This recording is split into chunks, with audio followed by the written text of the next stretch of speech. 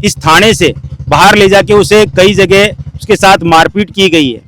Police की ऐसी स्थिति आपने पूरे प्रदेश में कहां देखी है कि खेतड़ी का क्राइम रेट दिन प्रतिदिन बढ़ता जा रहा है कि निश्चित रूप से 8 से 8 बजा देंगे। अगर हमारी गांधीवादी तरीका से कोई बात नहीं माना तो मानो भगत सिंह बनता है, 1 मिनट भी कौन लगे। और यहाँ का जो प्रशासन है ये सिर्फ मंथली के चक्कर में है। ये जो डीवाईएसपी है ये एचएसओ के साथ तो डांस करता है, क्या बात कर रहे हो आप। शुद्ध सोना सच्चे बोल जीएम ज्वेलर्स, पीढ़ी दर पीढ़ी बना विश्वास का दूसरा नाम, जहां लोगों को मिली सोने चांदी के साथ डायमंड के आभूषण की नई डिजाइन और पुराना व्यवहार। आपका अपना जीएम ज्वेलर्स। नमस्कार, मैं अरुण और आप देख रहे हो झिलको झुंझुनू। भाई फिलहाल मैं खेतड़ी मौजूद हूँ धरना प्रदर्शन के अंदर, और कल से वो लगातार धरनों चल रहे। देखो जाए अमूमन धरनों सेम डे 2-4 घंटा में खत्म हो जाएगा, लेकिन ये नेक्स्ट दिन भी चल रहे। पप्पू मीणा ने न्याय दिलाने के लिए पुलिस हिरासत के अंदर मौत होना कोई छोटी बात को ना। लोग बैठे ही बातचीत करें, मनीष जी ही साथ में ही बहुत सारा और भी नेतागण लोग पूछे ही, बहुत पूरी बातचीत करांगे तो वीडियो सबसे पहले शेयर कर दो ना। और अभी तक भी कोई प्रशासन की कोई बातचीत हुई या फिर सिर्फ मूक मंदिर बने बैठे? सबसे पहले तो मैं इस घटना की कड़े शब्दों में निंदा करता हूँ कि यहाँ का जो प्रशासन है उसकी स्थिति ऐसी हो गई है। यहाँ चुने हुए जनता के जो विधायक हैं उन्होंने कानून से ऊपर आके पूरे प्रशासनिक अमले को कैप्चर कर लिया है, और ये कहीं ना कहीं ये घटना उन्हीं की देन है। एक सारे सूत्र बताते हैं कि इसके अंदर पुलिस प्रशासन के अलावा बाहर के लोग भी इन्वॉल्व हुए हैं। जो यहाँ से सिविल में पुलिस की गाड़ियाँ जाती हैं इस व्यक्ति को गिरफ्तार करने के लिए, उनके साथ जो पुलिस के अलावा जो व्यक्ति थे उनका क्या लेना देना था। यहाँ इस थाने से बाहर ले जाके उसे कई जगह उसके साथ मारपीट की गई है, और वहाँ के सीसीटीवी जो कैमरे लगे हुए हैं, चाहे वो निजामपुर चौकी हो या मेहाड़ा थाना हो, उन सीसीटीवी कैमरे की सबकी जांच होनी चाहिए कि उसके अंदर जो बाहरी लोग हैं वो कौन कौन है, जिन्होंने ये अधिकार किसने दिया कि आप एक पुलिस प्रशासन के अंदर जो व्यक्ति पीड़ित है उसे लाया गया है, उसे बाहर का व्यक्ति भी लाके पीटेगा। हमारे जितने भी सदस्य हैं इन सब के साथ मिलके इसके लिए एक न्यायिक जांच की मांग करता हूं कि ये ऐसा करते हुआ है जो जब तक ये खुलेगा नहीं तब तक ये पप्पू मीणा को न्याय नहीं मिलेगी।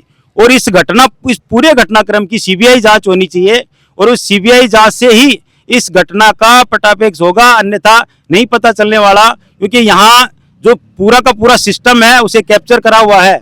पुलिस की ऐसी स्थिति आपने पूरे प्रदेश में कहां देखी है? ठीक है, लोग गिरफ्तार होते हैं, पूछताछ होती है, उसका एक नियम बना हुआ है, कानून बना हुआ है कि आप न्यायिक मजिस्ट्रेट के सामने पेश करो, रिमांड लो, सारी चीजें ऑन रिकॉर्ड होती हैं। ऑफ रिकॉर्ड कहीं देखा है कि 6-6, 10-10 दिन तक आदमी को मारे जा रहे हो, पीटे जा रहे हो, और बाहर के लोगों से भी पिटवा रहे हो? ये कहाँ का कानून है? इस चीज को बर्दाश्त नहीं किया जाएगा 1% भी। और हम सब लोग जब तक पप्पू मीणा को न्याय नहीं मिलेगा, इसके परिवार को न्याय नहीं मिलेगा, इसी प्रकार धरने पे बैठे रहेंगे और संघर्ष करते रहेंगे। राजेश जी, रक्षक इज्जत भक्षक बढ़ जाए ही साहब को एग्जाम्पल खेतड़ी में देखने मिले। देखिए, लाइन ऑर्डर की स्थिति जो यहाँ खेतड़ी में बनी हुई है, मैंने भी विधानसभा चुनाव लड़ा है निमका थाना से। अमूमन हमें आम दिन देखने को मिलता है कि खेतड़ी का क्राइम रेट दिन प्रतिदिन बढ़ता जा रहा है। यहाँ पे बहुत से खनिज माफिया है, एक्सटॉर्शन माफिया भी यहाँ सक्रिय है।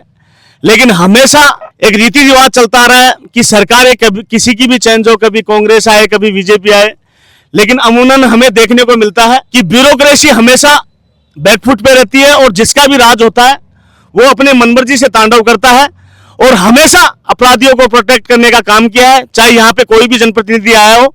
और हमेशा छोटे वर्ग पे, तबके पे, मजदूर पे, किसान पे हमेशा अत्याचार होता है। और उसी चीज की पीड़ा विडंबना को समझते हुए, उस भावना को समझते हुए हम सारे जनप्रतिनिधि लोग और बहुत से समूह के पार्टी पॉलिटिक्स के लोग यहाँ आए हुए हैं, और सारे लोग आनंदित हैं कि पप्पू मीणा को जब तक न्याय नहीं मिलेगा तब तक अनवरत रूप से हमारा ये संघर्ष, स्ट्रगल हमारा जारी रहेगा।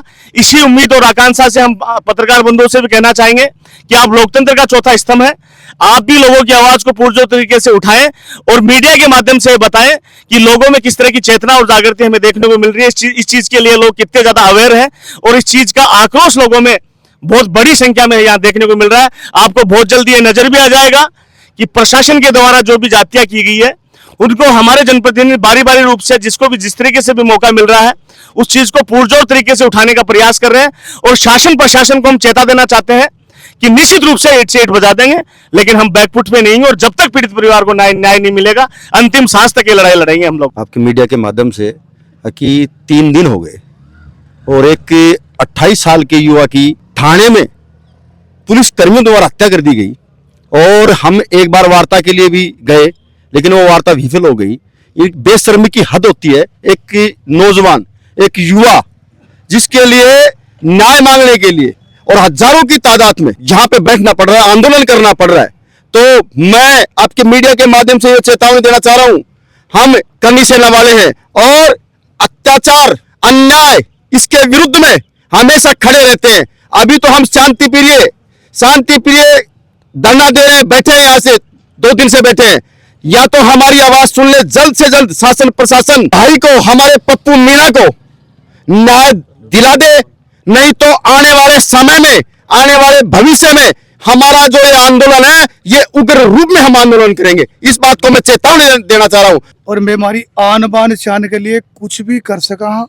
मैं सालीन हाँ गांधीवादी तरीका से चला हाँ, लेकिन अगर हमारी गांधीवादी तरीका से कोई बात नहीं माना तो मैंने भगत सिंह बनता है 1 मिनट भी कौन लगे। हमारा प्रत्यक्ष में प्रमाण की जरूरत को नहीं। खेतड़ी विधानसभा के मायने एक बार एक कोई DYSP एक हमारे कोई आदिवासी महिला के पास जाके उसने ये कहा कि तेरो बेटो तो ऐसी करे योजना भी आता ही हमारे काड़ू और माधा बहुत बड़ा उनका इतिहास रहा है। उनको जब उसकी माँ ने कहा कि बेटा तेरे जीने से बढ़िया तो मरना ठीक है, एक DYSP आया और उसने ये शब्द कहे, 12 घंटे नहीं लगे कत्ल। तो मुझे कहने का मतलब ये कि हमें मजबूर नहीं करे।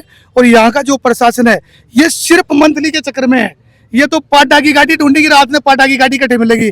आना सिर्फ मतलब यार नानोर से तेल कटी रहा है, लकड़ियां कटी कर जाए, ये सिर्फ बंदी का चक्कर में लाग रहे हैं। ये जो DYSP है ये HSO के साथ तो डांस करता है। क्या बात कर रहे हो आप? यहाँ के जो खनिज माफिया से मिला हुआ है, इसकी पार्टनरशिप है माइंस में। यहाँ का ये जुल्फिकार जो DYSP बता रहे हो ये बेटा ही कैसे है? तुरंत प्रभाव से इसको तो सस्पेंड करना चाहिए, निलंबित होना चाहिए, बर्खास्त होना चाहिए। और रही बात गोपालाराम इस SSO की, अरे यार जिसको कोई झाड़ू लगाने में नहीं रहेगी उसको खेतड़ी का SSO बना दिया। इसलिए हम कहना चाहते हैं प्रशासन के लोगों से कि चंद समय के अंदर 4 घंटे में हमारी विभिन्न मांगों को नहीं माना गया तो हम आर पार की लड़ाई का ऐलान करते हैं। और संपूर्ण मीणा समाज, राजस्थान का मीणा समाज को मैसेज पहुंच चुका है। सवाई माधोपुर से, कोटा से, जयपुर से, चारों तरफ से लोग आ रहे हैं और इस समाज के साथ में 36 बिरादरी के लोग आ रहे हैं। इसलिए हमारी चेतावनी है कि 4-5 घंटे में रिजल्ट नहीं निकला तो अब मैदानी जंग होगा। कल से कोई वार्ता हुई भी कि नतीजों निकले होगा? अधिकारियों से वार्ता हुई, हमारी IG रेंज IG से अजय पाल लामा जी से बात हुई है, DM रामोतार मीणा जी से बात हुई है, CMO से बात हुई है, लेकिन हमारी वार्ता बनी नहीं। फूल जी बैठे हैं यहाँ पर, मांगीलाल जी बैठे हैं, ADM बैठे हैं, लेकिन कल हमारी सहमति नहीं बनी और आज भी हमारी सहमति बनेगी। हमारी सर्वसहमति से निर्णय होगा। संघर्ष कमेटी जो करेगी वो तय करेंगे हम लोग। और बिल्कुल झुकने वाले नहीं है, डरने वाले नहीं है। हमारा रात दिन का काम है। सीधे अगले से गिनी निकली तो टेटी करनी आती है हमारे को। सुरेश जी, मृतक की थोड़ी जानकारी दे दो भाई। कटाका तो रेपाड़ा परिवार में कौन कौन है? श्री माधोपुर के पास में अजीतगढ़ है और सीपुर गांव का रहने वाला है। हनुमान जी का बेटा था ये, पप्पू मीणा इसका नाम था। नयाबास गांव के अंदर मंजू इसकी बहन है जिसके यहाँ आया हुआ था। जो नयाबास हमारा अधिकारियों का गांव है। देखिए पुलिस की हिम्मत, आप उस नयाबास से ये तो रात के अंधेरे में लिया है, नहीं तो हम तो वहाँ तो आडी टेढ़ी आंगली करते हैं और बढ़ने का घुसने का मतलब ही नहीं है। मजाल है जो नयाबास से लेके आ जाए पुलिस। उनसे यही अपील करेंगे कि पप्पू मीणा के परिवार को न्याय दें, जो जायज़ चारों मांग हैं उनको पूरा करें। और उपस्थित सर्व समाज को भी मैं धन्यवाद दूंगा कि इस न्याय की लड़ाई में आपने अपनी उपस्थिति दर्ज करा के सभी का हौसला बढ़ाया और साथ ही साथ पीड़ित परिवार का हौसला बढ़ाया है। हम सब कानून के दायरे में और सदाई अहिंसा के साथ सब लोग यहाँ खेतड़ी के अंदर जब जब अन्याय हुआ हमने लड़ाइयाँ लड़ी और आप स्वयं इस बात के साक्षी भी हैं कि जो भी कोई जिसने भी क्राइम किया है उसे पहले भी सज़ा मिली है और आज भी मिलेगी। तो सर्वप्रथम तो हमारी मांग यही है कि जो लोग इस कृत्य को करने में शामिल हैं, जिन्होंने पप्पू मीणा की निर्मम हत्या करी है, उनके खिलाफ 302 का मुकदमा और उनकी गिरफ्तारी, ये हमारी सर्वप्रथम मांग है। इससे नीचे तो कुछ स्वीकार होगा ही नहीं। और ये जो परिवार ऐसी स्थिति में है तो आज उसके पास में कोई भी आजीविका का साधन नहीं है। उस परिवार के बारे में माननीय मुख्यमंत्री और सरकार विचार करे। साथ ही साथ जो भी हमारे ज़िले का मेडिकल बोर्ड है उसमें माननीय कलेक्टर साहब एक न्यायिक मजिस्ट्रेट के अंडर में इससे डेड बॉडी का परीक्षण करवाएं, जिससे ये सिद्ध हो सके कि कैसे जो काज ऑफ डेथ है उस किस किस तरीके से मारा गया है उसको, ये चीज सब लोग जानना चाहते हैं कि क्यों उसकी मृत्यु हुई। तो ये बहुत ज्यादा जरूरी है। ये सापरा के अध्यक्ष है साहब, मेरा समाज के बिल्कुल। मैं ये बताऊं 6 तारीख को हमारे बच्चे की गिरफ्तारी नहीं की आप लोगों ने, उनको जबरदस्ती उठाकर आपने अपहरण किया है। उसका अपहरण करके आपने यहाँ पर अवैध तरीके से रखकर और उसको मार मार कर पीट कर आपने उसकी हत्या कर दी। हत्या होने के बाद में आप लोगों ने उसकी गिरफ्तारी दिखाई है। कहाँ रखा उसने 5-6 दिन तक आपने? पुलिस कस्टडी में आप पीसी में लेते हैं, 24 घंटे में जुडिशियल मजिस्ट्रेट के समक्ष आपको पेश करने का अधिकार होता है, वो पेश करना पड़ता है। क्या आपने पेश किया 6 तारीख को उसको लाने के बाद में? नहीं किया। कहाँ रखा आपने उसको? हुक्म आप सक्षम अधिकारी हैं, जवाब मांग रहे हैं हुक्म। आप हमारे से जवाब मांग तो रहे हो, लेकिन हम बता रहे हैं ना आपको, ये तो जांच का विषय है, उसमें एक एक चीज सब आ जाएगी। ये सही था, ये गलत था, तो सारी आ जाएगी। इसी जांच पे जांच होगी और जांच का तुरंत रिजल्ट मिलेगा तो ही ये जांच उठेगी। झुंझुनू का सर्व समाज है, सभी जनों के और लोग पदाधिकारी हैं, और लोग हैं समाज के। कोई भी यहाँ से अन्याय चाहे भूखा प्यासा, एक ने प्राण त्याग दिया, आपके ने पीट कर हत्या कर दी। भूखा प्यासा परिवार, अभी पिता है, अभी बीमार हो गया, बीपी हाई हो गई, वो चाहिए अभी भी उसके साथ में क्या भी हो सकता है। 1.5 साल का बच्चा है, उसकी वाइफ 3 दिन से पीड़ित परिवार के घर में चूल्हा नहीं जल रहा है और वो लोग मरने पर मजबूर हो रहे हैं और आप लोग सुन नहीं रहे। 3 दिन से हम यहाँ धरने पे बैठे हैं। मामला में कोई और भी आगे को अपडेट रखो, मैं थार तक जरूर साझा करांगा। तब तक बने रहो झलको झुंझुनू के साथ में ही। भाई पूरे मामला पर थारो क्यों मानना है, क्यों यहाँ की परिस्थिति पैदा हुई कि रक्षक ही भक्षक का आरोप ही रक्षा के ऊपर लाग रहे हैं, पुलिस वाला के ऊपर लाग रही। तो ये थारी राय मन कमेंट सेक्शन के अंदर जरूर बताओ। अगर आसपास की खबरों में अपडेट रहने के लिए झलको झुंझुनू के साथ जुड़े रहो, बने रहो। राम राम। झलको